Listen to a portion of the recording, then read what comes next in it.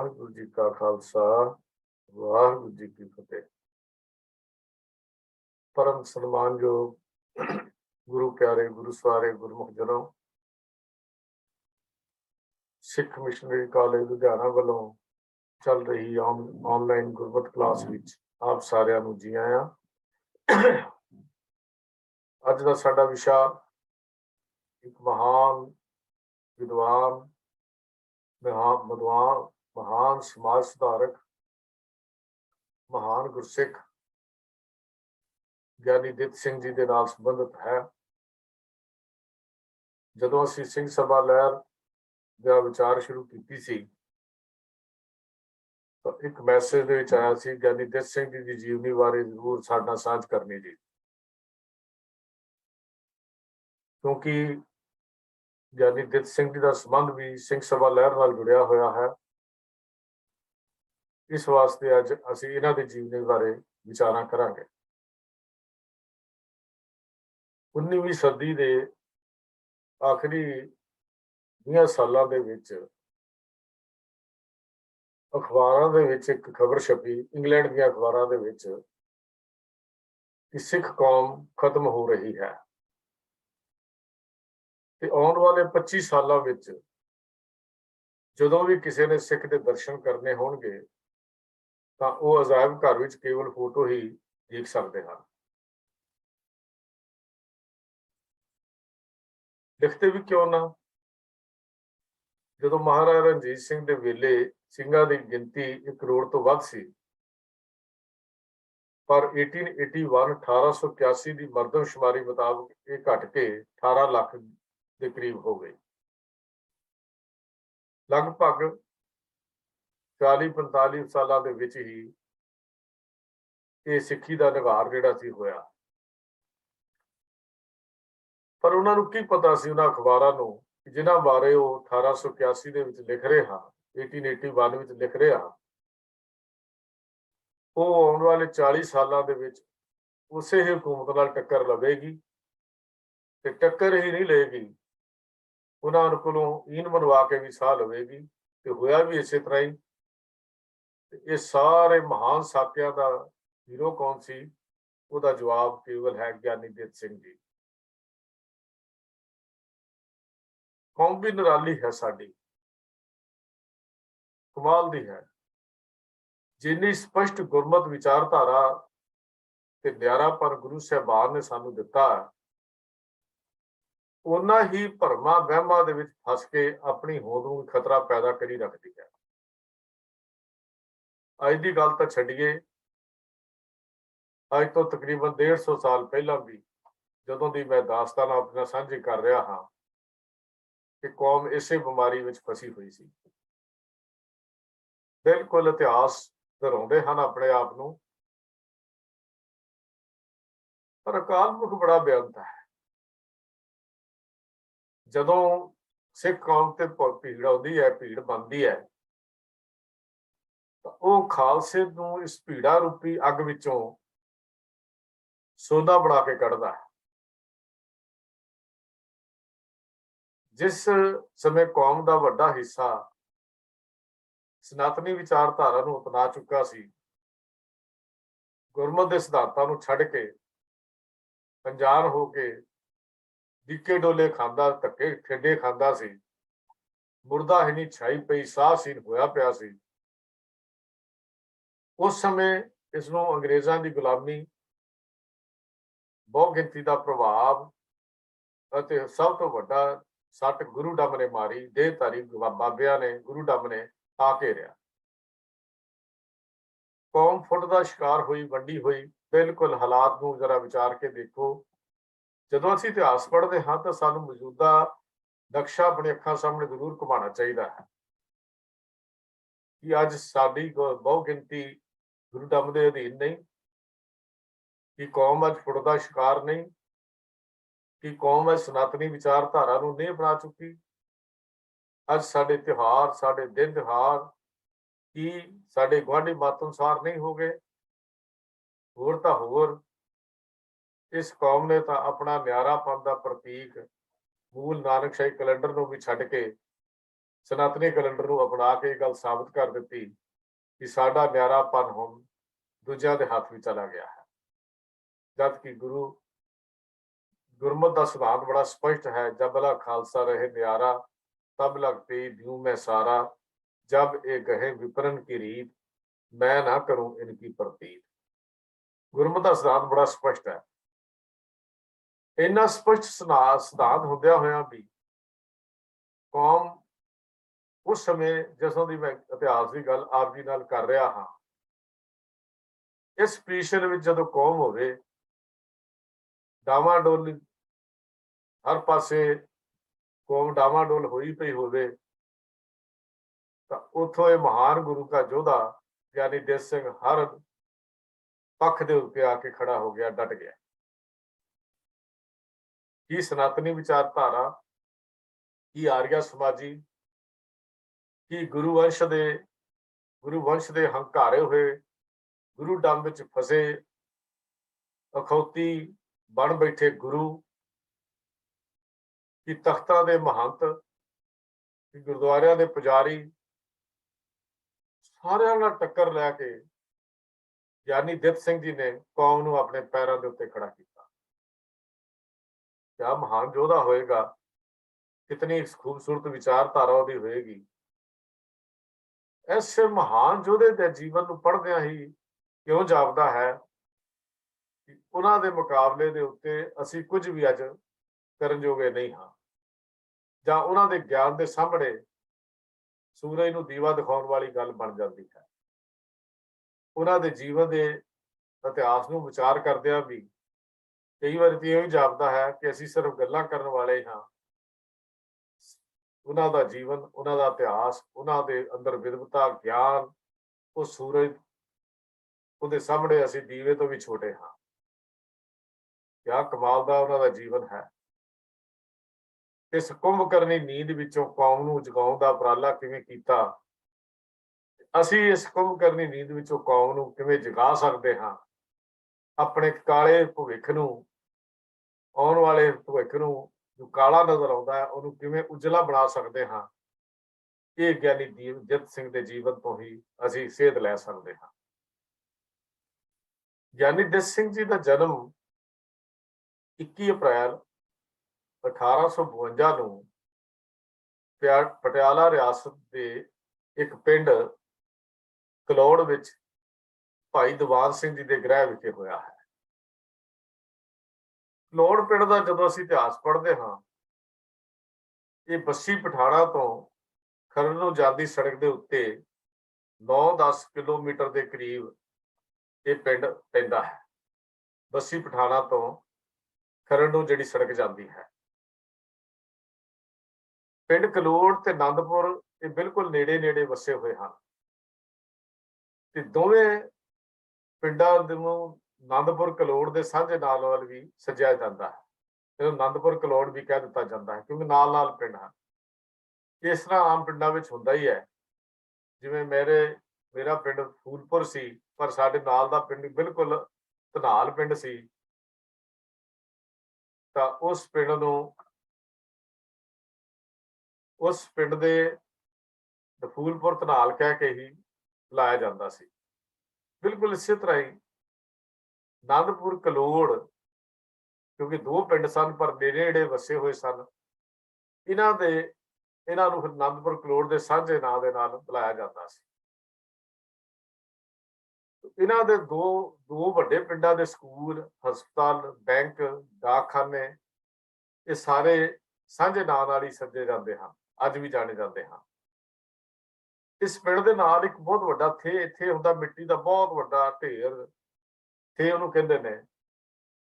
ਇਹ ਪਿੰਡ ਵਾਸੀ ਇਸ ਥੇ ਨੂੰ ਵੀ ਕਹਿੰਦੇ ਹਨ ਕਿ ਇਹ ਕਦੀ ਕਿਲਾ ਹੁੰਦਾ ਸੀ। ਰਾਜ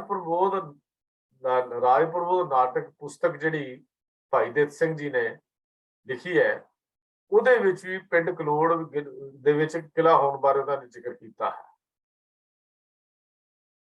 ਜਿਸ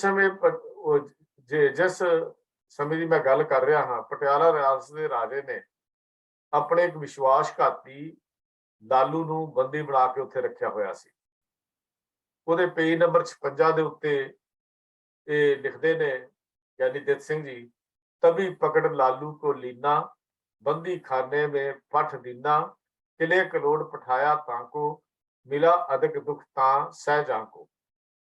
इस अवस्था ਦੇ ਵਿੱਚ ਉਹਨੂੰ ਬੜਾ ਦੁੱਖ ਉਸ ਕਿਲੇ ਦੇ ਵਿੱਚ ਰੱਖ ਕੇ ਦਿੱਤਾ ਗਿਆ, ਕਿਉਂਕਿ ਉਹਨੇ ਉਹਦੇ ਨਾਲ ਵਿਸ਼ਵਾਸਘਾਤ ਕੀਤਾ ਸੀ।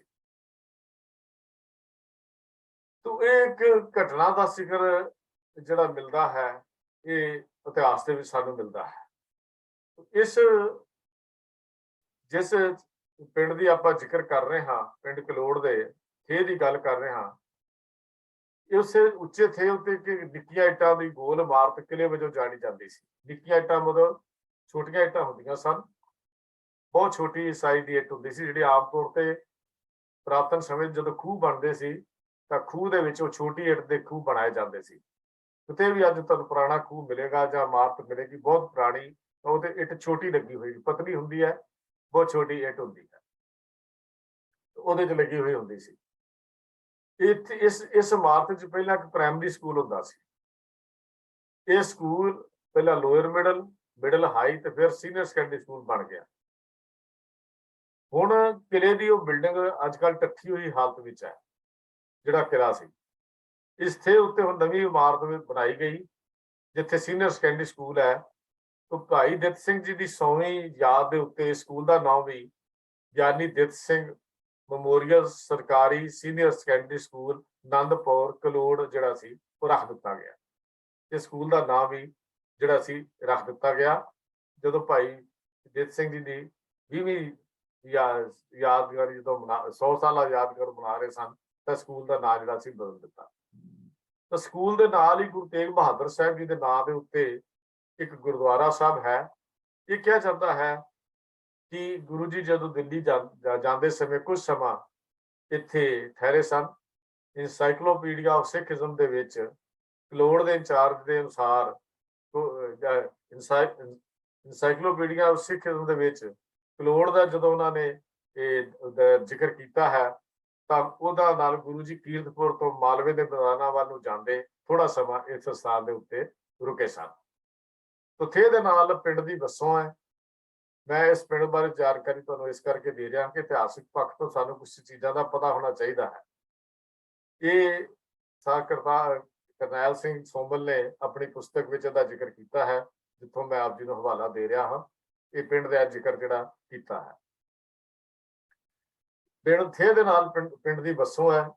पुराने किले वाली थां ते खड़े होके पिंड दी एक थोड़ी जी गली जिस दिन बीही कहते ने, अज भी पिंडां च बीही कह के बुलाते हैं, तो उन्होंने असीं गली कहने हैं। वैसे जो छोटा रस्ता हो तो उन्होंने बीही कहा जाता है। गुरबाणी में भी बीही लफ्ज किते वरत्या गया है, शायद बाबा फरीद जी ने, शेख फरीद जी ने लफ्ज की वरतों की है। तो ये बीवी के चढ़ते बंदे जिमीदारां दे ते कुछ ब्राह्मण खत्रियां दे घर अज उत्थे मौजूद हैं। तो पश्चिम वाले पासे जिन्होंने असीं रविदासीए कह दिंदे आ, ते उन्हां दे घर जिहड़े हन उधर हैं। तो ये भाव ज्ञानी दित सिंह जी के वेले जो एक थे दे उत्ते जो गुरुद्वारा बनया, उस तो बाद उहदा नाम उपरला गुरुद्वारा इहनूं कहा जाता है।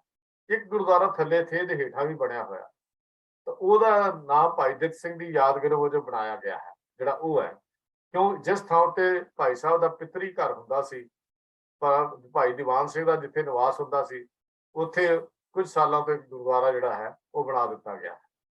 ये इतिहास का वो हिस्सा है जिहड़ा उन्हां दे पिंड बारे सानूं देखण नूं मिलदा है। तो पटियाला रियासत का पिंड जो अजकल फतेहगढ़ साहब दे विच जिले दे विच चला गया, जदों जिलिਆਂ ਦੀ दोबारा वंड हुई तो यह फतेहगढ़ साहब दे विच ये जिहड़ा सी ये पिंड है ये चला गया। तो छोटी उम्र तो ही बहस विचार चर्चा के रुचि रखन लग पे ज्ञानी दित सिंह जी, जिन्हों के असीं जीवन इतिहास को पढ़ते हैं, तो छोटी उम्र के ही ये चर्चा जी सी उहदे विच रुचि रखते सन। वाहिगुरू ने बुद्धि भी बड़ी विवेक बख्शी सी, चंगे माड़े की परख एक खिर विच कर लेंदे, खोटे खरे का नबेड़ा एक सहजे ही कर लेंदे। लगन ते आप जी की इस रुचि नूं वेख के, इन्हां ख्यालों नूं वेख के आप जी के पिता भाई दीवान सिंह ने एक अपने एक सतसंगी गुलाब दासीए महात्मा गुरबख्श सिंह जी के डेरे जो पिंड त्योड़ जिला अंबाला सी 10 ਕੁ साल की उम्र सी उदों भेज दिता। महात्मा ने ਜਦੋਂ ਇਹਨਾਂ ਦੀ ਤੀਖਣ ਬੁੱਧੀ ਨੂੰ ਵੇਖਿਆ ਉਹਦੇ ਅਸਰ ਨੂੰ ਵੀ ਕਬੂਲਿਆ, ਕਿਉਂਕਿ ਉਹਨਾਂ ਨੇ ਵੇਖਿਆ ਕਿ ਅਖਰੀ ਗਿਆਨ ਝਟ ਗ੍ਰਹਿਣ ਕਰੀ ਜਾ ਰਹੇ ਹਨ। ਗੁਰਬਾਣੀ ਦੇ ਕੁਝ ਗ੍ਰੰਥ, 5 ਗ੍ਰੰਥੀ, 10 ਗ੍ਰੰਥੀ, ਭਾਈ ਗੁਰਦਾਸ ਦੀਆਂ ਵਾਰਾਂ, ਭਗਤ ਬਾਣੀ, ਇਹਨਾਂ ਦੇ 2 ਸਾਲਾਂ 'ਚ ਸਾਰਾ ਯਾਦ ਕਰ ਲਿਆ, ਸਾਰਾ ਕੁਝ ਸਿੱਖ ਲਿਆ, ਪੜ੍ਹਿਆ ਹੀ ਨਹੀਂ। ਇਹਨਾਂ ਦੇ ਅਰਥ ਤੇ ਡੂੰਘੇ ਭਾਵ ਜਿਹੜੇ ਸਨ ਉਹਨਾਂ ਤੋਂ ਵੀ ਇਹ ਜਾਣੂ ਹੋਣ ਵਿੱਚ ਇਹਨਾਂ ਨੇ ਕੋਈ ਕਸਰ ਨਾ ਛੱਡੀ। ਇੱਥੇ ਇੱਕ ਬੇਨਤੀ ਹੋਰ ਵੀ ਕਰਨੀ ਚਾਹੁੰਦਾ ਹਾਂ ਕਿ ਕੇਵਲ ਗ੍ਰੰਥਾਂ ਨੂੰ ਪੜ੍ਹ ਲੈਣਾ ਕਾਫੀ ਨਹੀਂ ਹੁੰਦਾ। ਗ੍ਰੰਥਾਂ ਦੇ ਡੂੰਘੇ ਤੇ ਜਿਹੜੇ ਅੰਤਰੀਵ ਭਾਵ ਹੁੰਦੇ ਹਨ ਉਹਨਾਂ ਨੂੰ ਸਮਝਣ ਦੀ ਬੜੀ ਲੋੜ ਹੁੰਦੀ ਹੈ, ਜਿਹੜੀ ਅੱਜ ਸਾਡੇ 'ਚ ਕਮਜ਼ੋਰੀ ਹੈ। ਅੱਜ ਅਸੀਂ ਗ੍ਰੰਥਾਂ ਨੂੰ ਪੜ੍ਹ ਕੇ ਵਿਦਵਾਨ ਤਾਂ ਬਣ ਜਾਂਦੇ ਹਾਂ, ਪਰ ਉਹਨਾਂ ਦੇ ਅੰਤਰੀਵ ਭਾਵ ਤੋਂ ਅਸੀਂ ਜਾਣੂ ਨਹੀਂ ਹੁੰਦੇ। ਜਦ ਤੱਕ ਅਸੀਂ ਉਹਦੇ ਅੰਤਰੀਵ ਭਾਵ ਤੋਂ ਜਾਣੂ ਨਹੀਂ ਹੁੰਦੇ, ਉਦੋਂ ਤੱਕ ਅਸੀਂ ਉੱਥੋਂ ਲਾਹਾ ਵੀ ਨਹੀਂ ਲੈ ਸਕਦੇ। ਤੋ ਆਪ ਇੰਨੇ ਮਿਹਨਤੀ, ਚੰਗੀ ਬੁੱਧੀ ਵਾਲੇ, ਇਹਨਾਂ ਨੇ ਥੋੜੀ ਉਮਰ 'ਚ ਹੀ ਉਰਦੂ ਤੇ ਪੰਜਾਬੀ ਦੇ ਨਾਲ ਵਿਆਕਰਨ, ਵਿਦਾਂਤ ਤੇ ਰਾਜਨੀਤੀ ਦੇ ਵੀ ਕਿੰਨੇ ਗ੍ਰੰਥਾਂ ਦਾ ਪੂਰੀ ਤਰ੍ਹਾਂ ਅਧਿਐਨ ਕਰ ਲਿਆ।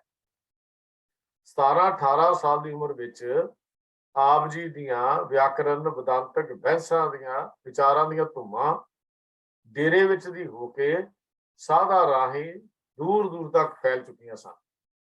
ਕਿ ਗਿਆਨੀ ਦਿੱਤ ਸਿੰਘ ਵਿਚਾਰ ਚਰਚਾ ਦੇ ਵਿੱਚ ਉਹਨਾਂ ਦਾ ਕੋਈ ਸਾਨੀ ਨਹੀਂ ਹੈ। ਵੱਡੇ ਵੱਡੇ ਵਿਦਵਾਨਾਂ ਤੱਕ ਆਪ ਜੀ ਦਾ ਨਾਮ ਪਹੁੰਚ ਗਿਆ। ਆਪ ਜੀ ਦੀ ਵਿਚਾਰ ਚਰਚਾ ਜਾਂ ਬਹਿਸ ਸੁਣਨ ਲਈ ਕਈਆਂ ਦੇ ਮਨ ਵਿੱਚ ਜਿਹੜਾ ਸੀ ਉਹ ਚਾਅ ਵੀ ਪੈਦਾ ਹੁੰਦਾ ਕਿ ਆਓ ਉਸ ਗਿਆਨੀ ਜੀ ਦੀ ਬਹਿਸ ਨੂੰ ਸੁਣ ਕੇ ਆਈਏ। ਭਾਈ ਗੁਰਬਖਸ਼ ਸਿੰਘ ਜੀ ਗੁਲਾਬਦਾਸੀਆ ਮਹੰਤਾਂ ਦੀ ਸ਼੍ਰੇਣੀ ਵਿੱਚੋਂ ਸਨ ਤੇ ਇਹ ਗੁਲਾਬਦਾਸੀਆ ਦੇ ਡੇਰੇ ਤੇ ਹੀ ਉਹਨੇ ਜਿਹੜੀ ਬਹੁਤ ਚਰਚਾ ਵਾਰਤਾ ਦੇ ਕੇਂਦਰ ਜਿਹੜਾ ਬਣਿਆ ਹੋਇਆ ਸੀ। ਦੂਜੇ ਪਾਸੇ ਆਮ ਸਿੱਖੀ ਦੀ ਹਾਲਤ ਬੜੀ ਪਤਲੀ ਹੋਈ ਸੀ, ਨਿਗਰੀ ਹੋਈ ਹਾਲਤ ਸੀ। ਸਮਾਂ ਅੰਗਰੇਜ਼ਾਂ ਦਾ ਸੀ। ਈਸਾਈਅਤ ਦੇ ਪ੍ਰਚਾਰ ਲਈ ਵੱਡੇ ਵੱਡੇ ਪਾਦਰੀ ਪੰਜਾਬ ਵਿੱਚ ਭੇਜੇ ਜਾ ਰਹੇ ਸਨ।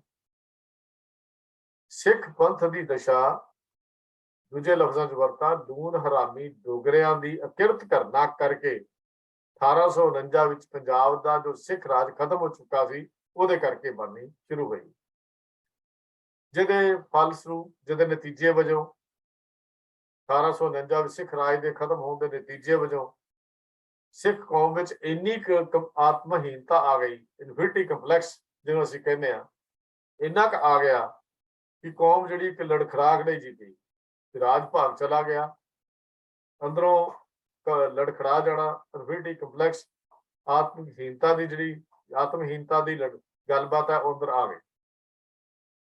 ਤੇ ਮੌਕਾ ਪ੍ਰਸਤ ਜਿਹੜੇ ਲੋਕ ਹੁੰਦੇ ਨੇ ਉਹ ਇਹੋ ਜਿਹੀ ਹਾਲਾਤ ਦਾ ਫਾਇਦਾ ਵੀ ਉਠਾਉਂਦੇ ਨੇ ਤੇ ਮੌਕੇ ਨੂੰ ਵੇਖ ਕੇ ਜਿਹੜੇ ਸਿੱਖੀ ਵਿੱਚ ਸ਼ਾਮਲ ਹੋਏ ਸਨ ਉਹ ਦੁਬਾਰਾ ਹਿੰਦੂ ਮਤ ਵਿੱਚ ਸ਼ਾਮਲ ਹੋਣੇ ਸ਼ੁਰੂ ਹੋ ਗਏ। ਜਿਹੜੇ ਮੌਕੇ ਨੂੰ ਦੇਖ ਕੇ ਲਾਲਚ ਵਿੱਚ ਜਾਂ ਰਾਜ ਭਾਗ ਦੇ ਲਾਲਚ ਵਿੱਚ ਜਾਂ ਪੈਸੇ ਦੇ ਲਾਲਚ ਵਿੱਚ ਤੇ ਜਾਂ ਸਹੂਲਤਾਂ ਦੇ ਜਾਂ ਹੋਰ ਜਿਹੜੇ ਸ਼ਾਮਲ ਹੋਏ ਸੀ ਉਹਨਾਂ ਦੁਬਾਰਾ ਉਧਰ ਸ਼ਾਮਲ ਸ਼ੁਰੂ ਹੋ ਗਿਆ। ਸਤਲੁਜ ਤੇ ਉਰਲੇ ਪਾਸੇ ਸਿੱਖ ਸਰਦਾਰ ਮਹਾਰਾਜੇ ਦਾ ਪਹਿਲਾਂ ਹੀ ਤਕਰੀਬਨ 1807 ਵਿੱਚ ਆਪਣੀਆਂ ਕੁਰਸੀਆਂ ਖਾਤਰ ਅੰਗਰੇਜ਼ਾਂ ਦੇ ਜੀ ਹੂਰੀਏ ਬਣ ਚੁੱਕੇ ਸਨ। ਜੇ ਅਸੀਂ ਪਹਿਲਾਂ ਸਤਲੁਜ ਦਾ ਇੱਧਰਲਾ ਪਾਸਾ ਦੇਖਦੇ ਹਾਂ ਤੇ ਹੁਣ ਸਤਲੁਜ ਦੇ ਪਾਰ ਜਿੱਥੇ ਸਿੱਖ ਰਾਜ ਦਾ, ਜਿਹਨੂੰ ਸਤਲੁਜ ਦੀ ਹੱਦ ਕਿਹਾ ਜਾਂਦਾ ਸੀ, ਸਿੱਖ ਆਗੂਆਂ ਨੇ ਆਪਣੀ ਜਾਨ ਬਚਾਉਣ ਲਈ ਹੁਣ ਅੰਗਰੇਜ਼ਾਂ ਦੀ ਗੁਲਾਮੀ ਕਰਨੀ ਸਵੀਕਾਰ ਕਰ ਲਈ ਤੇ ਲਗਭਗ ਸਾਰੇ ਆਗੂ ਭਾਈ ਮਹਾਰਾਜ ਸਿੰਘ ਵਰਗਿਆਂ ਨੂੰ ਛੱਡ ਕੇ ਸਾਰੇ ਅੰਗਰੇਜ਼ਾਂ ਦੀ ਝੋਲੀ ਦੇ ਵਿੱਚ ਜਾ ਕੇ ਪੈ ਗਏ। ਇਹ ਹਾਲਾਤ ਸੀ ਕੌਮ ਦੀ ਉਸ ਵੇਲੇ। ਤੋਂ ਮਹਾਰਾਜਾ ਰਣਜੀਤ ਸਿੰਘ ਦੇ ਰਾਜ ਸਮੇਂ ਜਿਹੜੀ ਗਿਣਤੀ ਮੈਂ ਪਹਿਲਾਂ ਬੇਨਤੀ ਕੀਤੀ ਹੈ 1 ਕਰੋੜ ਤੋਂ ਉੱਪਰ ਸੀ। ਗਿਆਨੀ ਦਿੱਤ ਸਿੰਘ ਜੀ ਦੇ ਸਮੇਂ ਘਟ ਕੇ ਤਕਰੀਬਨ 18 ਲੱਖ ਦੇ ਕਰੀਬ ਰਹਿ ਗਈ।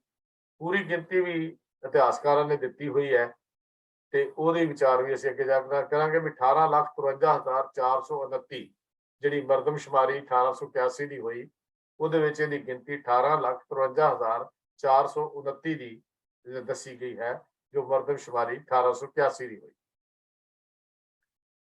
ਸਿੱਖ ਫੌਜੀ ਹੁਣ ਅੰਗਰੇਜ਼ਾਂ ਦੀ ਫੌਜ ਵਿੱਚ ਭਰਤੀ ਹੋਣ ਲੱਗ ਪਏ।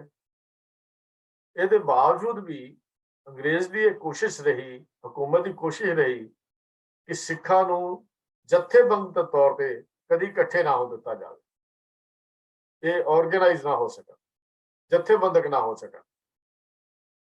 ਪਰ ਸਿੱਖਾਂ ਨੇ ਨਾਮਧਾਰੀ ਲਹਿਰ ਦੇ ਰੂਪ ਵਿੱਚ ਪਹਿਲਾਂ ਅੰਗਰੇਜ਼ਾਂ ਦੇ ਖਿਲਾਫ ਜਿਹੜਾ ਸੀ ਆਪਣਾ ਸਿਰ ਚੁੱਕਣਾ ਸ਼ੁਰੂ ਕਰ ਦਿੱਤਾ। ਇਸ ਤੋਂ ਬਾਅਦ ਜਦੋਂ ਈਸਾਈਅਤ ਦਾ ਜਿਹੜਾ ਪ੍ਰਚਾਰ ਸੀ, ਉਹਦੇ ਨਾਲ ਨਾਲ ਫਿਰ ਜਿਹੜੇ ਦੂਜੇ ਆਰੀਆ ਸਮਾਜੀ ਸਨ, ਉਹਨਾਂ ਨੇ ਵੀ ਆਪਣਾ ਸਿਰ ਚੁੱਕਣਾ ਸ਼ੁਰੂ ਕਰ ਦਿੱਤਾ ਔਰ ਉਹ ਵੀ ਸਿੱਖਾਂ ਦੇ ਖਿਲਾਫ ਆ ਕੇ ਖੜੇ ਹੋ ਗਏ। ਗਿਆਨੀ ਜੀ ਦਾ ਲਾਹੌਰ ਫਿਰ ਗੁਲਾਬਦਾਸੀਆਂ ਦੇ ਡੇਰੇ ਤੇ ਆਉਣ ਦੀ ਅੱਗੇ ਦਾਸਤਾਨ ਸ਼ੁਰੂ ਹੁੰਦੀ ਹੈ। ਗਿਆਨੀ ਦੇਸ ਸਿੰਘ ਜੀ ਕਾਫੀ ਵਿਦਿਆ ਪ੍ਰਾਪਤ ਕਰ ਚੁੱਕੇ ਸਨ, ਤਾਂ ਫਿਰ ਗੁਲਾਬਦਾਸੀ ਸੰਤਾਂ ਦੀ ਇੱਛਾ ਅਨੁਸਾਰ ਆਪ ਲਾਹੌਰ ਵਿੱਚ ਗੁਲਾਬਦਾਸੀਆਂ ਦੇ ਹੀ ਪ੍ਰਸਿੱਧ ਡੇਰੇ ਵਿੱਚ ਆ ਕੇ ਰਹਿਣ ਲੱਗ ਪਏ। ਚੱਠਿਆਂ ਵਾਲੇ ਦੇ ਸੰਤ ਦੇਸਾ ਸਿੰਘ ਜੀ ਦੀ ਸੰਗਤ ਨਾਲ ਹੁਣ ਇਹਨਾਂ ਨੂੰ ਸਾਧਾਂ ਤੇ ਫਕੀਰੀ ਵਾਲੇ ਲਿਬਾਸ ਦੇ ਧਾਰਨੀ ਹੋ ਗਏ। ਇਹਨਾਂ ਨੇ ਸਾਧਾਂ ਵਾਲਾ ਲਿਬਾਸ ਜਿਹੜਾ ਸੀ, ਫਕੀਰਾਂ ਵਾਲਾ ਲਿਬਾਸ ਜਿਹੜਾ ਸੀ, ਉਹ ਪਾ ਲਿਆ।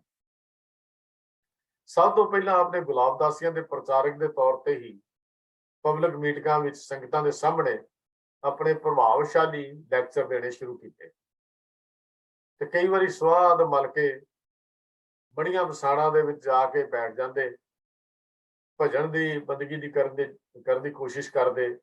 ਜਿਹੋ ਜਿਹਾ ਸੰਗਤ ਹੁੰਦੀ ਹੈ, ਇਹੋ ਜਿਹੀ ਰੰਗਤ ਚੜ੍ਹਦੀ ਹੈ। ਪਰ ਆਪ ਦੇ ਕਹਿੰਦੇ ਨੇ ਡਰਾਉਣਾ ਜਿਹਾ ਰੂਪ ਦੇਖ ਕੇ ਸੁਆਹ ਮਲਿਆ ਹੋਇਆ, ਕਈ ਵਾਰੀ ਬੱਚੇ ਜਿਹੜੇ ਸੀ ਉਹ ਡਰ ਜਾਂਦੇ, ਜਾਂ ਹੋਰ ਵੀ ਉਧਰੋਂ ਕੋਈ ਲੰਘਦਾ ਤਾਂ ਉਹ ਵੀ ਚੀਕਾਂ ਮਾਰਦਾ। ਇਸ ਕਰਕੇ ਗਿਆਨੀ ਜੀ ਨੇ ਛੇਤੀ ਹੀ ਇਸ ਫਕੀਰੀ ਲਿਬਾਸ ਤੋਂ ਆਪਣੇ ਆਪ ਨੂੰ ਅਲੱਗ ਕਰ ਲਿਆ। ਉਹਨਾਂ ਦੇ ਮਨ 'ਚ ਸ਼ੰਕੇ ਤੇ ਫਕੀਰੀ ਲਿਬਾਸ ਦੀ ਘਿਰਨਾ ਜੀ ਪੈਦਾ ਹੋ ਗਈ। ਆਪ ਜੀ ਦੀ ਉਸ ਨੂੰ ਤਿਆਗ ਕੇ ਤੇ ਫਿਰ ਦੁਬਾਰਾ ਉਹਨਾਂ ਨੇ ਆਪ ਲਿਬਾਸ ਜਿਹੜਾ ਸੀ ਧਾਰਨ ਜਿਹੜਾ ਸੀ ਉਹ ਕਰ ਲਿਆ। ਹੁਣ ਜਿਵੇਂ ਮੈਂ ਪਹਿਲਾਂ ਬੇਨਤੀ ਕੀਤੀ ਹੈ ਵੀ ਈਸਾਈ ਮਤ ਦਾ ਪ੍ਰਚਾਰ ਬੜੇ ਜ਼ੋਰ ਦੇ ਨਾਲ ਕੀਤਾ ਜਾ ਰਿਹਾ ਸੀ। ਉਹਨਾਂ ਦਾ ਇਹ ਖਿਆਲ ਸੀ ਕਿ ਅੰਗਰੇਜ਼ ਹਕੂਮਤ ਪੱਕੇ ਪੈਰਾਂ ਤੇ ਤਾਂ ਹੀ ਖੜੀ ਹੋ ਸਕਦੀ ਹੈ ਜੇਕਰ ਪੰਜਾਬ ਦੇ ਵਿੱਚ ਈਸਾਈਅਤ ਦਾ ਪੂਰੇ ਜ਼ੋਰ ਦੇ ਨਾਲ ਦਾਖਲਾ ਹੋ ਜਾਏ। ਇਹ ਕੋਸ਼ਿਸ਼ ਅੱਜ ਵੀ ਹੋ ਰਹੀ ਹੈ, ਹਾਲਾਂਕਿ ਉੱਥੇ ਹਕੂਮਤ ਕਰਨ ਦੀ ਗੱਲ ਨਹੀਂ, ਲੇਕਿਨ ਅੱਜ ਵੀ ਪੰਜਾਬ ਦੇ ਵਿੱਚ ਜੋ ਹਾਲਾਤ ਹੈ, ਪੂਰਾ ਜ਼ੋਰ ਲੱਗਾ ਹੋਇਆ ਕਿ ਜੇ ਅਗਰ ਪੰਜਾਬ ਦੀ ਧਰਤੀ ਤੇ ਈਸਾਈ ਮਤ ਕਾਮਯਾਬ ਹੋ ਜਾਂਦਾ ਹੈ ਤਾਂ ਫਿਰ ਇਹਨੂੰ ਬਾਕੀ ਹਿੱਸਿਆਂ 'ਚ ਫੈਲਾਉਣਾ ਕੋਈ ਔਖੀ ਗੱਲ ਨਹੀਂ ਹੋਵੇਗੀ।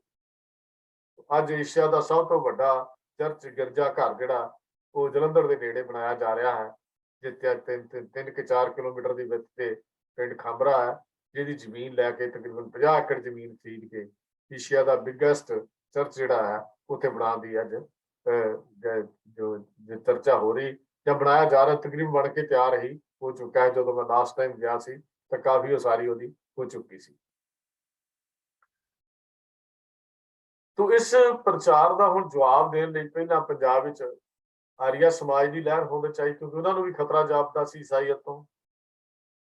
ਸਵਾਮੀ ਦਇਆਨੰਦ ਨੇ ਆਰੀਆ ਸਮਾਜ ਦੇ ਪ੍ਰਚਾਰ ਭਾਵੇਂ ਸਾਰੇ ਹਿੰਦੁਸਤਾਨ 'ਚ ਕੀਤਾ, ਪਰ ਸਵਾਮੀ ਦਇਆਨੰਦ ਨੂੰ ਸਭ ਤੋਂ ਵੱਡੀ ਕਾਮਯਾਬੀ ਜਿਹੜੀ ਸੀ ਉਹ ਪੰਜਾਬ ਦੇ ਵਿੱਚ ਹੋਈ। ਜੇ ਅਸੀਂ ਇਤਿਹਾਸ ਪੜ੍ਹਦੇ ਹਾਂ ਤਾਂ ਸਾਨੂੰ ਇਹ ਗੱਲ ਦੀ ਸਮਝ ਆਉਂਦੀ ਹੈ। ਇਹਦਾ ਵੱਡਾ ਕਾਰਨ ਸੀ ਸਿੱਖਾਂ ਦਾ ਸਹਿਯੋਗ, ਕਿਉਂਕਿ ਸਿੱਖ ਵੀ ਮੂਰਤੀ ਪੂਜਕ ਨਹੀਂ ਹਨ ਤੇ ਆਰੀਆ ਸਮਾਜੀ ਵੀ ਮੂਰਤੀ ਪੂਜਕਾਂ ਦੇ ਵਿਰੋਧੀ ਸਨ। ਇਹ ਗੱਲ ਵੱਖਰੀ ਹੈ ਕਿ ਸਿੱਖ ਅੱਜ ਮੂਰਤੀ ਪੂਜਕ ਬਣ ਗਏ। ਮੂਰਤੀ ਪੂਜਨ ਦਾ ਵਿਧਾਨ ਸਿੱਖਾਂ 'ਚ ਨਹੀਂ ਹੈ।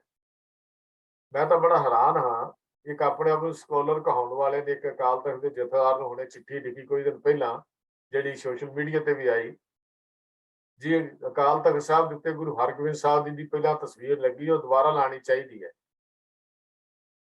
ਇੱਕ ਪਾਸੇ ਸਿਧਾਂਤ ਸਾਡਾ ਕੁਛ ਕਹਿੰਦਾ ਹੈ, ਗੱਲਾਂ ਅਸੀਂ ਕਿਹੋ ਜਿਹੀਆਂ ਕਰਦੇ ਹਾਂ। ਮੈਨੂੰ ਤਾਂ ਬੜੀ ਹੈਰਾਨੀ ਹੁੰਦੀ ਹੈ ਇਹਨਾਂ ਲੋਕਾਂ ਦੀ ਵਿਦਵਤਾ ਸੁਣ ਕੇ, ਜਾਂ ਵਿਦਵਤਾ ਦੇ ਉੱਤੇ ਸ਼ੱਕ ਪੈਦਾ ਹੋਣਾ ਸ਼ੁਰੂ ਹੋ ਜਾਂਦਾ ਹੈ ਵੀ ਕਿਤੇ ਵਿਦਵਤਾ ਦੇ ਨਾਂ ਤੇ ਸਿੱਖੀ ਨੂੰ ਮੂਰਤੀ ਪੂਜਕ ਤਾਂ ਨਹੀਂ ਬਣਾ ਰਹੇ, ਵੀ ਮੂਰਤੀ ਪੂਜਕ ਬਣਾ ਤਾਂ ਨਹੀਂ ਰਹੇ। ਕਿਤੇ ਉਹਨਾਂ ਲੋਕਾਂ ਦੇ ਮਗਰ ਲੱਗ ਕੇ ਜਿਹੜੇ ਸਾਨੂੰ ਸਿਧਾਂਤ ਨੂੰ ਖਤਮ ਕਰਨਾ ਚਾਹੁੰਦੇ ਹਨ, ਉਹਨਾਂ ਦੀ ਬੋਲੀ ਤਾਂ ਨਹੀਂ ਬੋਲ ਰਹੇ। ਇਹੋ ਜਿਹੇ ਵਿਦਵਾਨਾਂ ਜਾਂ ਇਹੋ ਜਿਹੇ ਸਕੋਲਰਾਂ ਦੇ ਉੱਤੇ ਤਾਂ ਸ਼ੱਕ ਜਿਹੜਾ ਹੈ ਉਹਦੀ ਉਂਗਲ ਸਾਡੀ ਉੱਠਣੀ ਚਾਹੀਦੀ ਹੈ, ਜਿਨ੍ਹਾਂ ਨੇ ਹੁਣ ਚਿੱਠੀ ਲਿਖੀ ਹੈ ਵੀ ਅਕਾਲ ਤਖਤ ਸਾਹਿਬ ਤੇ ਗੁਰੂ ਹਰਗੋਬਿੰਦ ਸਾਹਿਬ ਦੀ ਤਸਵੀਰ ਪਹਿਲਾਂ ਲੱਗੀ ਹੁੰਦੀ ਸੀ, ਉਹ ਤੇ ਤਸਵੀਰ ਲਾਣੀ ਚਾਹੀਦੀ ਹੈ। ਇਹ ਸਿੱਖ ਮੂਰਤੀ ਪੂਜਕ ਨਹੀਂ ਹੈ।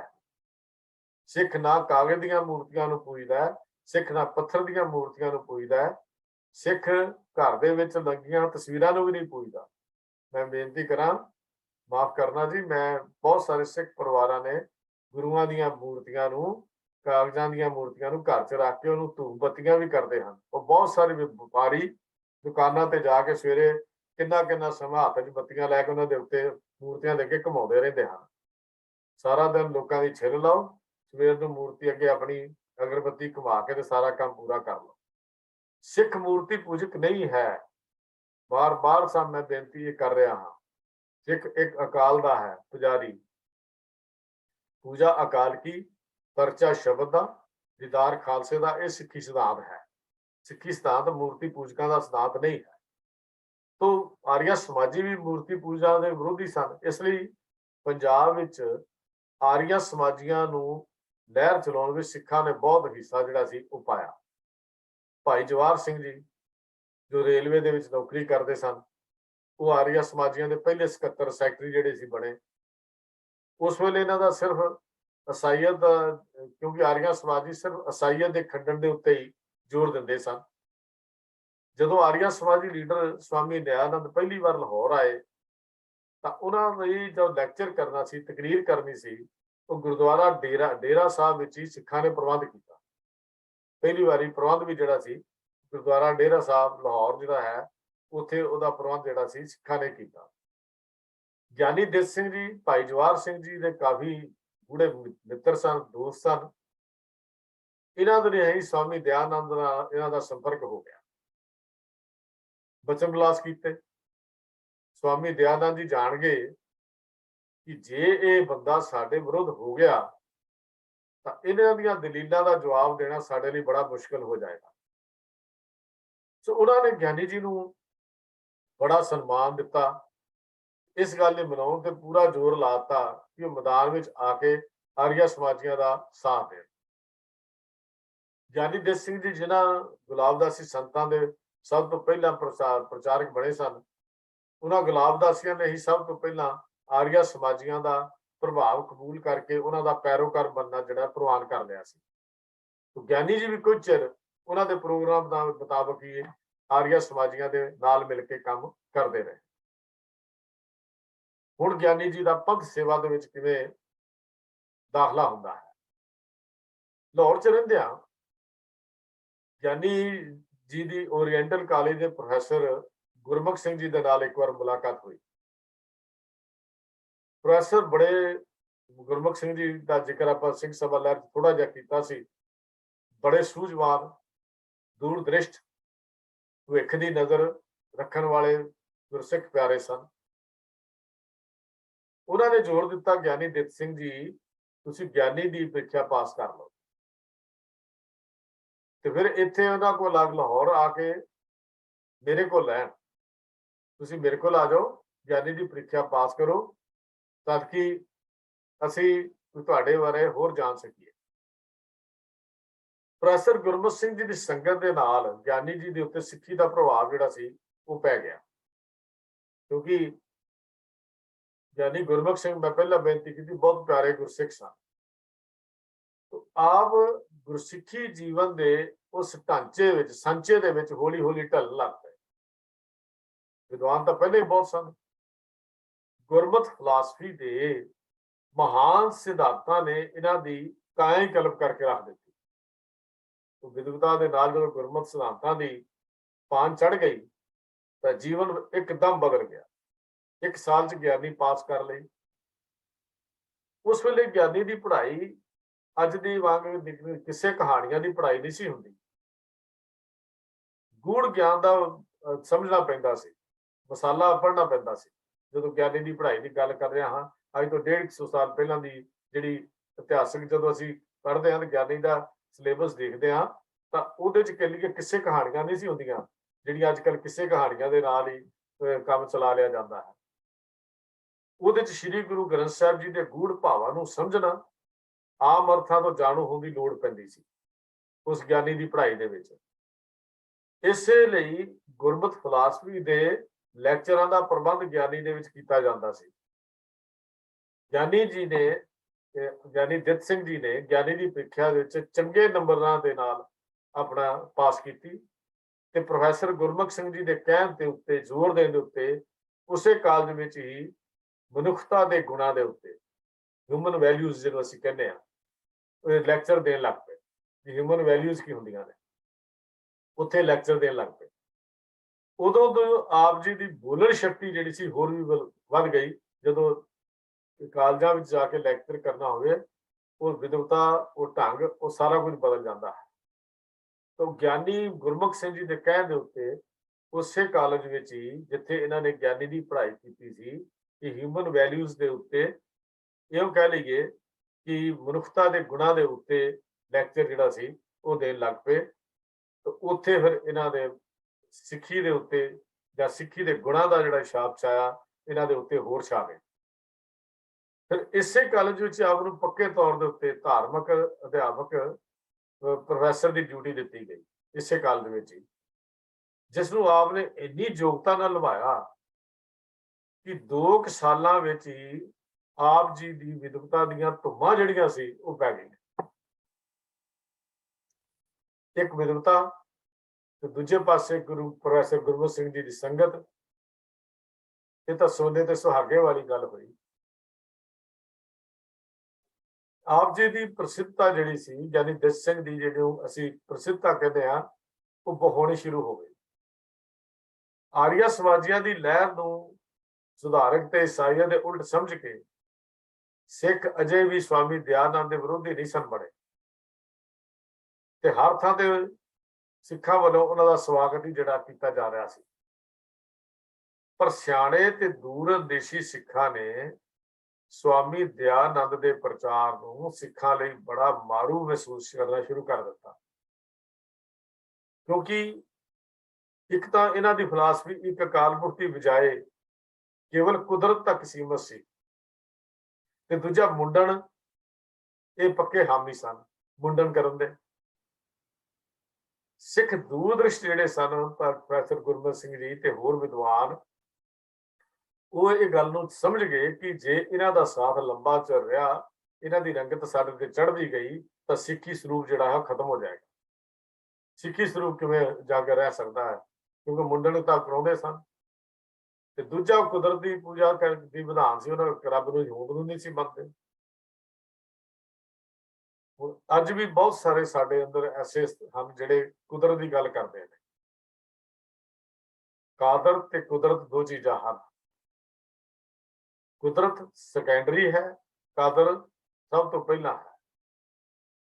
ਕਾਦਰ ਨੇ ਕੁਦਰਤ ਨੂੰ ਬਣਾਇਆ, ਕੁਦਰਤ ਨੇ ਕਾਦਰ ਨੂੰ ਨਹੀਂ ਬਣਾਇਆ। ਅੱਜ ਕੁਦਰਤ ਦੀਆਂ ਗੱਲਾਂ ਕਰਨ ਵਾਲੇ ਗੁਰਸਿੱਖ ਪਿਆਰੇ ਸਿੱਖ ਪ੍ਰਚਾਰਕਾਂ ਨੂੰ ਬੇਨਤੀ ਕਰ ਰਿਹਾ ਹਾਂ ਕਿ ਕੁਦਰਤ ਕਾਦਰ ਦੀ ਇੱਕ ਖੇਡ ਹੈ।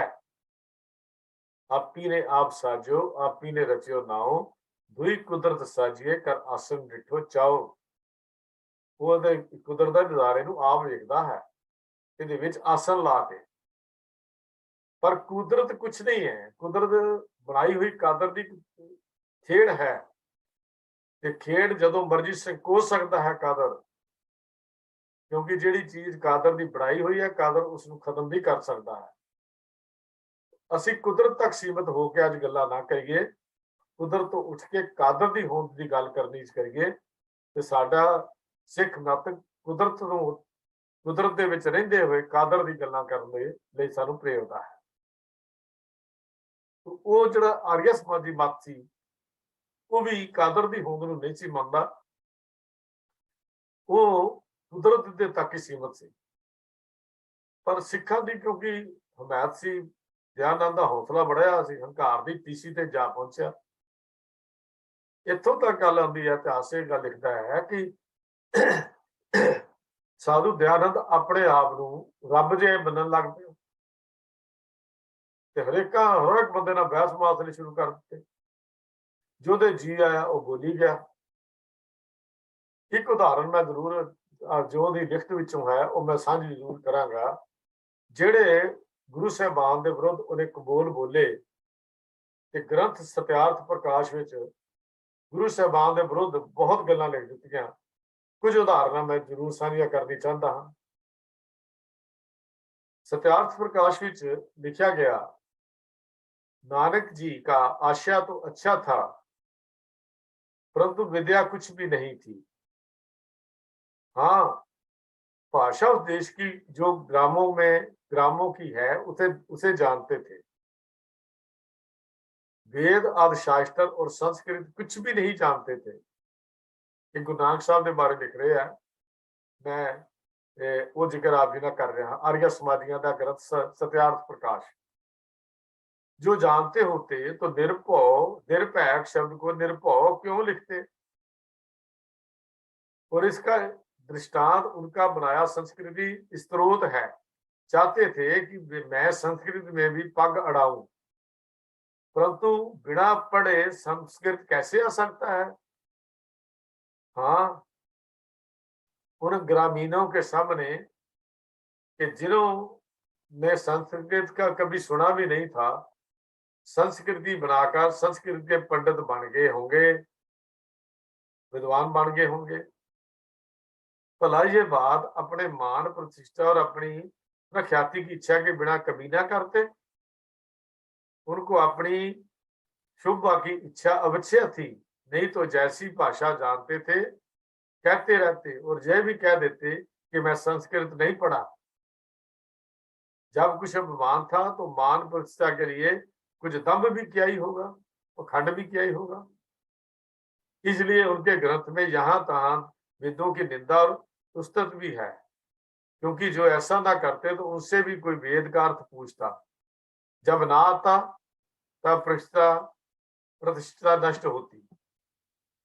इसलिए पहले ही अपने शिष्यों के सामने कहीं कहीं वेदों के विरुद्ध बोलते थे और कहीं के वेदों के लिए अच्छा भी कह देते थे, क्योंकि जो कहीं अच्छा ना कहते तो लोग उनको नास्तिक बताते। जैसे वेद पंडित ब्रह्मा मर चारों वेद कहानी, फिर अगे साध की महिमा वेद न जाने, नानक ब्रह्म ज्ञानी आप परमेश्वर। उन्हें उदाहरण दित्तियां जो मैं वही तुहाडा जिक्र कर रहा हाँ। क्या वेद पढ़ने वाले मर गए थे और नानक जी आद अपने को अमर समझते थे? क्या वे नहीं मर गए? ये तो सब विद्वाओं का भंडार है, परंतु जो चारों वेदों को कहानी कहे उसकी सब बात कहानी है, उसकी अपनी बात कहानी है। जो मूर्खों का नाम संत होता है वे बेचारे वेदों की महिमा कभी नहीं जान सकते। मतलब गुरु नानक देव महाराज ਨੂੰ मूर्ख ਦੇ ਨਾਲ ਗੱਲ कर रहा है। जो नानक जी वेदों ही का मान करते तो उनका संप्रदाय ना चलता, ना वे गुरु बन सकते थे, क्योंकि संस्कृत विद्या विद्या तो पढ़े ही नहीं थे। तो दूसरे को पढ़कर शिष्य कैसे बना सकते थे, दूसरे को पढ़ाकर शिष्य कैसे बना सकते थे। ये सच है कि जिस समय नानक जी पंजाब में हुए थे उस समय पंजाब संस्कृत विद्या में से सर्वथा रहित मुसलमानों से पीड़ित था। उस समय उन्होंने कुछ लोगों को बचाया। नानक जी के सामने कुछ उनका संप्रदाय भी बहुत जो शिष्य नहीं हुए थे, क्योंकि अभी दावनों में जो चाल है कि मेरे पीछे उनको सिद्ध बना लेते हैं। मैनू पूरी समझ नहीं आती जी जो लिखा हुआ, पर मैं इनमें लोग ही पढ़ रहा ताकि आप जी को ज्ञात हो जाए कि ये किन्ने आर्य समाजी ग्रंथ सत्यार्थ प्रकाश सिखा के खिलाफ लिखा गया। हाँ, नानक जी बड़े धनाढ़े और रईस भी नहीं थे, परंतु उनके चेलों ने नानक चंद्रोदय और जन्म साखी आदि में बड़े सिद्ध और बड़े बड़े ऐश्वर्य वाले थे लिखा है। नानक जी ब्रह्मा आदि से मिले, बड़ी बातचीत की, सबने इनका मान्य किया।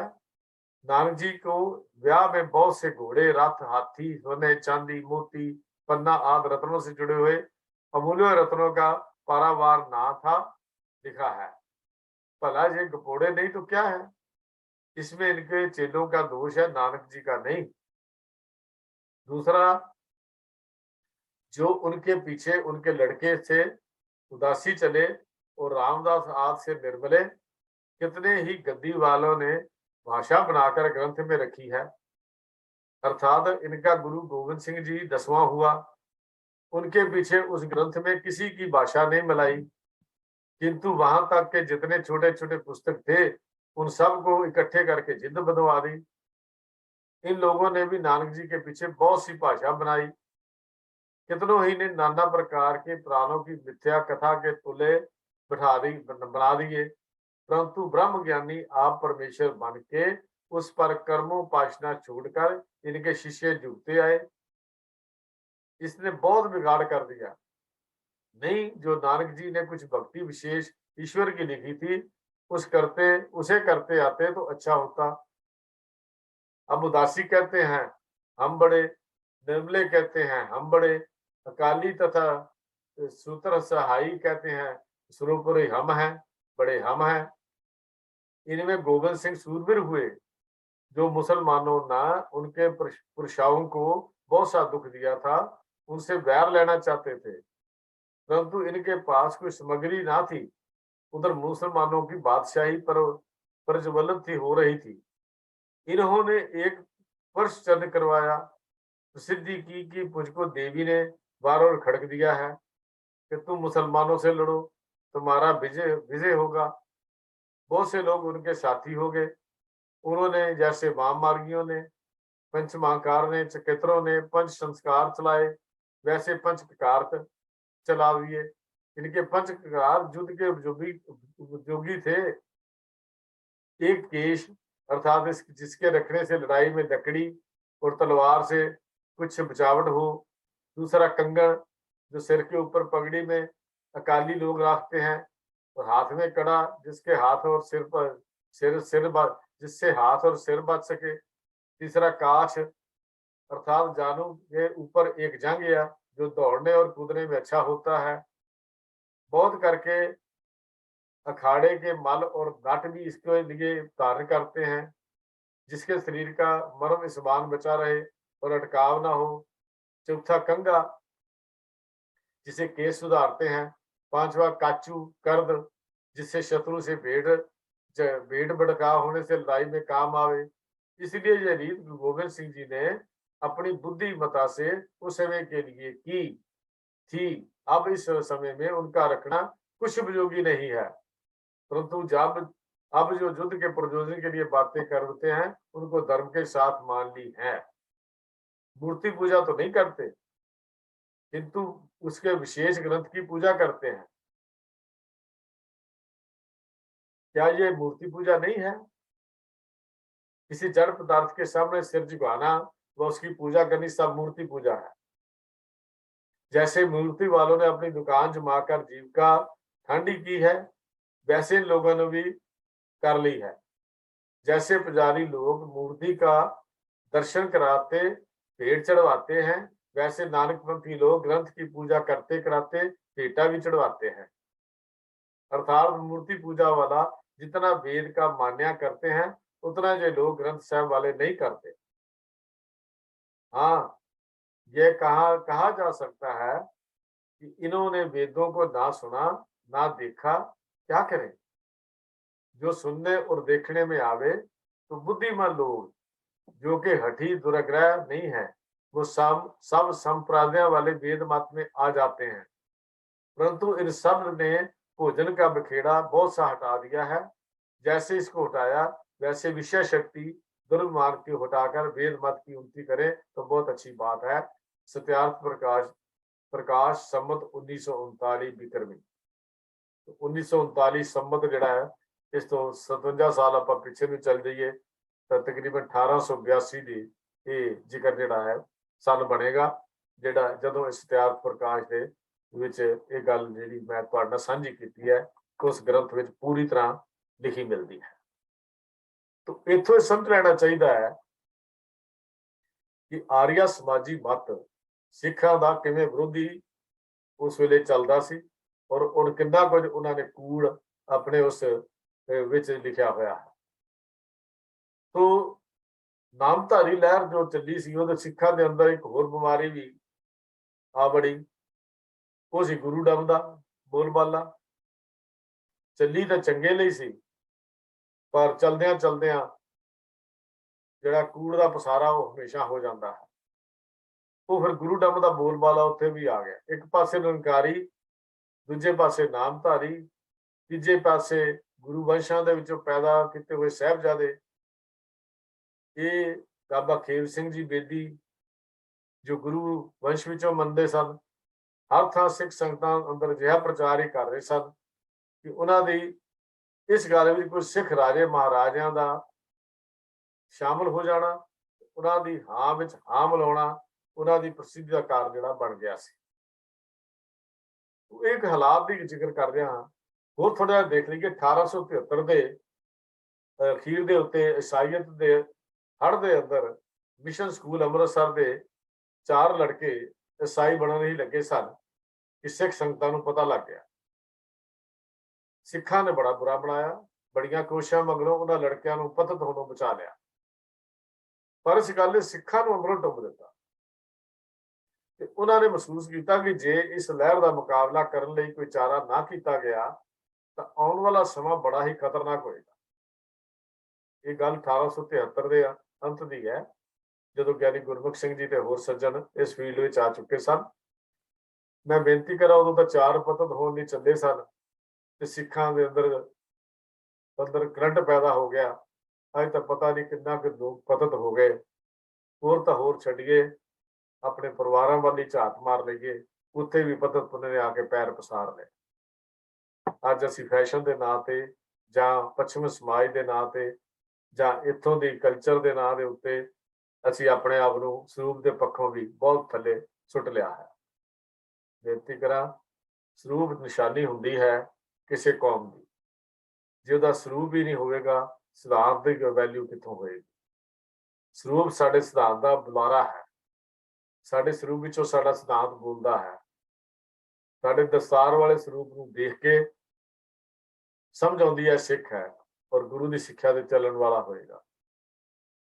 ਜਦ ਸਰੂਪ ਨਹੀਂ ਹੋਏਗਾ, ਸਿਧਾਂਤ ਅੰਦਰ ਹੋਏਗਾ, ਤਾਂ ਉਹ ਪ੍ਰਗਟਾਵਾ ਨਹੀਂ ਕੀਤਾ ਜਾ ਸਕਦਾ। ਇਸ ਵਾਸਤੇ ਸਰੂਪ ਦਾ ਹੋਣਾ ਬੜਾ ਜ਼ਰੂਰੀ ਹੈ। ਤੇ ਸਿੱਖ ਉਸ ਵੇਲੇ ਦੇ ਸਿਆਣੇ ਸੀ। ਸਿੱਖ ਮੁਖੀਆਂ ਨੇ ਉਹ ਬਿਮਾਰੀ ਦਾ ਟਾਕਰਾ ਕਰਨ ਲਈ, ਰੋਕਥਾਮ ਕਰਨ ਲਈ, ਇਲਾਜ ਕਰਨ ਲਈ 1874 ਵਿੱਚ ਅੰਮ੍ਰਿਤਸਰ 'ਚ ਸ੍ਰੀ ਗੁਰੂ ਸਿੰਘ ਸਭਾ ਕਾਇਮ ਕਰ ਲਈ, ਜਿਹਦਾ ਜ਼ਿਕਰ ਅਸੀਂ ਕਰ ਚੁੱਕੇ ਹਾਂ, ਆਪਾਂ ਵਿਚਾਰ ਕਰ ਚੁੱਕੇ ਹਾਂ। ਉਹਨਾਂ ਦਿਨਾਂ ਵਿੱਚ ਹੀ ਜਦੋਂ ਗਿਆਨੀ ਜੀ ਨੇ ਸਿੱਖੀ ਧਾਰਨ ਕਰ ਲਈ ਤਾਂ ਗੁਲਾਬ ਦਾਸੀਏ ਜਿਨ੍ਹਾਂ ਦੇ ਪਹਿਲਾਂ ਇਹ ਚੇਲੇ ਸਨ, ਉਹ ਪਿੱਟ ਉੱਠੇ। ਉਹਨਾਂ ਨੇ ਇਸ਼ਤਿਹਾਰ ਕੱਢਿਆ ਜਿਸ ਵਿੱਚ ਲਿਖਿਆ ਸੀ, ਸੁਣਿਆ ਜਾਂਦਾ ਹੈ ਭਾਈ ਦੇਸ ਸਿੰਘ ਗੁਲਾਬਦਾਸੀ ਮੱਤ ਦੀ ਫਕੀਰੀ ਦੀ ਹਾਲਤ ਵਿੱਚ ਚਿਰਕਾਲ ਤਹਿਸੀਲ ਖਰੜ ਜ਼ਿਲ੍ਹਾ ਅੰਬਾਲਾ ਵਿੱਚ ਕੁਟੀਆ ਵਾਸਤੇ ਛੋਟਾ ਜਿਹਾ ਬਗੀਚਾ ਬਣਾਉਂਦੇ ਰਹੇ ਹਨ ਤੇ ਲਾਂਬੇ ਸ਼ਾਂਬੇ ਦੇ ਪਿੰਡਾਂ ਵਿੱਚ ਗੁਰੂ ਬਣ ਕਰਕੇ ਆਪਣੇ ਆਪ ਨੂੰ ਪੂਜਾ ਕਰਵਾ ਰਹੇ ਹਨ। ਉਹ ਲੋਕ ਹੁਣ ਤੱਕ ਇਹਨਾਂ ਨੂੰ ਗੁਰੂ ਮੰਨਦੇ ਰਹੇ ਤੇ ਭੇਟਾ ਪੂਜਾ ਦਿੰਦੇ ਰਹੇ ਹਨ। ਗਿਆਨੀ ਜੀ ਨੇ ਇਹਦੇ ਉੱਤਰ ਵਿੱਚ ਲਿਖਿਆ, ਕਿਉਂਕਿ ਮੇਰੀ ਮੁੱਢੋਂ ਹੀ ਲੋਕਾਂ ਨੂੰ ਇਹ ਨਸੀਹਤ ਦੇਣ ਦੀ ਆਦਤ ਰਹੀ ਹੈ ਕਿ ਮੜੀਆਂ ਕਬਰਾਂ ਨਾ ਪੂਜੋ, ਇਹਨਾਂ ਵਿੱਚ ਕੁਝ ਨਹੀਂ। ਸੋ ਮੇਰੀਆਂ ਅਜਿਹੀਆਂ ਅਸਰਦਾਇਕ ਗੱਲਾਂ ਤੋਂ ਪ੍ਰਭਾਵਿਤ ਹੋ ਕੇ ਬਹੁਤ ਸਾਰੇ ਲੋਕ ਮੇਰੀ ਇੱਜ਼ਤ ਭਾਵਨਾ ਕਰਨ ਲੱਗ ਪਏ ਸਨ, ਅੱਜ ਵੀ ਕਰਦੇ ਹਨ। ਪਰ ਗੁਲਾਬਦਾਸੀ ਸੰਤਾਂ ਨੂੰ ਹੁਣ ਮੇਰੀ ਇੱਜ਼ਤ ਡਰਾਉਣ ਲੱਗ ਪਈ ਹੈ। ਇਹਨਾਂ ਨੂੰ ਮੇਰੇ ਤੋਂ ਡਰ ਲੱਗਣ ਲੱਗ ਪਿਆ ਹੈ। ਜਦ ਮੈਂ ਅਸਲੀ ਗਿਆਨ ਹਾਸਲ ਕਰਕੇ ਇਹਨਾਂ ਨਕਲੀ ਪਖੰਡੀਆਂ ਦਾ, ਡੇਰੇਦਾਰਾਂ ਦਾ, ਸੰਤਾਂ ਦਾ ਸਾਥ ਛੱਡ ਦਿੱਤਾ ਹੈ, ਤਾਂ ਮੈਂ ਚੰਗੀ ਤਰ੍ਹਾਂ ਜਾਣ ਲਿਆ ਹੈ ਕਿ ਇਹ ਲੋਕ ਇੱਕ ਅਕਾਲ ਮੁਖ ਦੇ ਪੁਜਾਰੀ ਨਹੀਂ, ਸਗੋਂ ਲੋਕਾਂ ਨੂੰ ਆਪਣੇ ਪ੍ਰਭਾਵ ਥੱਲੇ ਲਿਆ ਕੇ ਵਾਧੂ ਭਰਮ ਤੇ ਭੁਲੇਖਿਆਂ ਵਿੱਚ ਫਸਾਉਂਦੇ ਹਨ। ਇਹ ਸਮਝ ਕੇ ਹੀ ਜਦ ਮੈਂ ਇਹਨਾਂ ਦਾ ਸਾਥ ਛੱਡਿਆ, ਇਹਨਾਂ ਨੂੰ ਅੱਜ ਮੈਂ ਬੁਰਾ ਲੱਗਣ ਲੱਗ ਪਿਆ। ਇਹ ਜਵਾਬ ਗਿਆਨੀ ਦਿਤ ਸਿੰਘ ਜੀ ਨੇ ਅੱਗੋਂ ਉਹਨਾਂ ਨੂੰ ਦਿੱਤਾ, ਜਿਨ੍ਹਾਂ ਨੇ ਗਿਆਨੀ ਦਿਤ ਸਿੰਘ ਜੀ ਦੇ ਉੱਤੇ ਬਹੁਤ ਸਾਰੇ ਹੋਰ ਦੂਸ਼ਣ ਲਾਏ ਸਨ। ਇਸ ਤੋਂ ਬਾਅਦ ਆਰੀਆ ਸਮਾਜ ਤੇ ਸਿੱਖਾਂ ਦੀ ਗੱਲਬਾਤ ਸ਼ੁਰੂ ਹੁੰਦੀ ਹੈ। ਉਹਦਾ ਜ਼ਿਕਰ ਮੈਂ ਤੁਹਾਡੇ ਨਾਲ ਅਗਲੇ ਹਫ਼ਤੇ ਵਿਚਾਰਾਂ ਦੇ ਰਾਹੀਂ ਕਰਾਂਗਾ, ਕਿਉਂਕਿ ਸਮਾਂ ਹੋ ਗਿਆ ਹੈ। ਆਪ ਜੀ ਪਾਸੋਂ ਖਿਮਾ ਮੰਗ ਰਿਹਾ ਹਾਂ ਤੇ ਆਪ ਜੀ ਨੂੰ ਬੇਨਤੀ ਹੈ ਕਿ ਇਸ ਦੇ ਵਿੱਚ ਜੋ ਇਤਿਹਾਸ ਅਸੀਂ ਪੜ੍ਹਦੇ ਹਾਂ, ਇਹ ਕੇਵਲ ਸੁਣਨ ਲਈ ਨਹੀਂ, ਕੇਵਲ ਪੜ੍ਹਨ ਲਈ ਨਹੀਂ ਹੈ। ਇਸ ਇਤਿਹਾਸ ਦੇ ਵਿੱਚੋਂ ਬੜਾ ਕੁਝ ਸਿੱਖਣ ਨੂੰ ਮਿਲਦਾ ਹੈ। ਅੱਜ ਕਿੰਨੇ ਸਿਧਾਂਤ ਸਾਡੇ ਸਾਹਮਣੇ ਆਏ। ਸਿੱਖ ਮੂਰਤੀ ਪੂਜਕ ਨਹੀਂ, ਸਿੱਖ ਪੱਥਰ ਪੂਜਕ ਨਹੀਂ, ਸਿੱਖ ਦੇਹਧਾਰੀ ਗੁਰੂ ਨਾਨਕ ਦਾ ਪੁਜਾਰੀ ਨਹੀਂ, ਸਿੱਖ ਕਿਸੇ ਕਬਰਾਂ ਨੂੰ ਨਹੀਂ ਪੂਜਦਾ, ਸਿੱਖ ਮੜੀਆਂ ਨੂੰ ਨਹੀਂ ਪੂਜਦਾ, ਸਿੱਖ ਇੱਕ ਅਕਾਲ ਦਾ ਪੁਜਾਰੀ ਹੈ। ਇਹ ਵੀ ਸਮਝ ਆਈ ਉਸ ਵੇਲੇ ਦੇ ਵਿਦਵਾਨ ਕਿੰਨੇ ਮਜ਼ਬੂਤ ਹੁੰਦੇ ਸਨ, ਕਿੰਨੀ ਦਲੇਰੀ ਹੁੰਦੀ ਸੀ, ਦ੍ਰਿੜਤਾ ਹੁੰਦੀ ਸੀ ਕਿ ਆਪਣੇ ਸਿਧਾਂਤ ਤੇ ਹਮੇਸ਼ਾ ਉਹ ਪਹਿਰਾ ਦੇਣ ਵਾਲੇ ਹੁੰਦੇ ਸਨ। ਅੱਜ ਲੋੜ ਹੈ ਇਹਦੇ ਵਿੱਚੋਂ ਕੁਝ ਸਿੱਖਣ ਦੀ, ਕੁਝ ਗੱਲਾਂ ਨੂੰ ਸੇਧ ਬੰਨਣ ਦੀ, ਆਪਣਾ ਸਰੂਪ, ਆਪਣਾ ਸਿਧਾਂਤ ਨੂੰ ਕਾਇਮ ਕਰਨ ਦੀ। ਜੇ ਸਰੂਪ ਨਹੀਂ ਤੇ ਸਿਧਾਂਤ ਦੀ ਵੈਲਿਊ ਨਹੀਂ ਪੈਂਦੀ। ਗੁਰੂ ਕੇ ਪਿਆਰਿਓ, ਆਪਣਾ ਸਰੂਪ ਵੀ ਕਾਇਮ ਕਰੀਏ, ਆਪਣੇ ਸਿਧਾਂਤ ਵੀ ਕਾਇਮ ਕਰੀਏ। ਸਿੱਖੀ ਨੂੰ ਅਗਰ ਉੱਚਲ ਜਾਣਾ ਹੈ ਤਾਂ ਫਿਰ ਸਰੂਪ ਤੇ ਸਿਧਾਂਤ ਦੋਨਾਂ ਦੇ ਨਾਲ ਹੀ ਅਸੀਂ ਅੱਗੇ ਲੈ ਜਾ ਸਕਦੇ ਹਾਂ। ਅਗਲੇ ਹਫ਼ਤੇ ਅਸੀਂ ਗਿਆਨੀ ਜੀ ਦੇ ਅਗਲੇ ਜੀਵਨ ਬਾਰੇ, ਆਰੀਆ ਸਮਾਜੀਆਂ ਦੇ ਨਾਲ ਸਿੱਖੀ ਤੇ ਫਿਰ ਉਹਨਾਂ ਦਾ ਟਕਰਾਓ ਤੇ ਉਹਨਾਂ ਦੀਆਂ ਬਹਿਸ ਮੁਬਾਸਣਾ, ਜਾਂ ਸਾਧੂ ਦਿਆਨੰਦ ਤੇ ਮੇਰਾ ਸਵਾਲ, ਇਹ ਕੁਛ ਚੀਜ਼ਾਂ ਹਨ ਜਿਹੜੀਆਂ ਆਪ ਜੀ ਦੇ ਨਾਲ ਜ਼ਿਕਰ ਕਰਾਂਗਾ। ਹੋਈਆਂ ਭੁੱਲਾਂ ਦੀ ਆਪ ਪਾਸੋਂ ਖਿਮਾ ਮੰਗ ਰਿਹਾ ਹਾਂ। ਪਿਆਰ ਸਹਿਤ ਸਾਰਿਆਂ ਨੂੰ। ਵਾਹਿਗੁਰੂ ਜੀ ਕਾ ਖਾਲਸਾ, ਵਾਹਿਗੁਰੂ ਜੀ ਕੀ ਫਤਿਹ।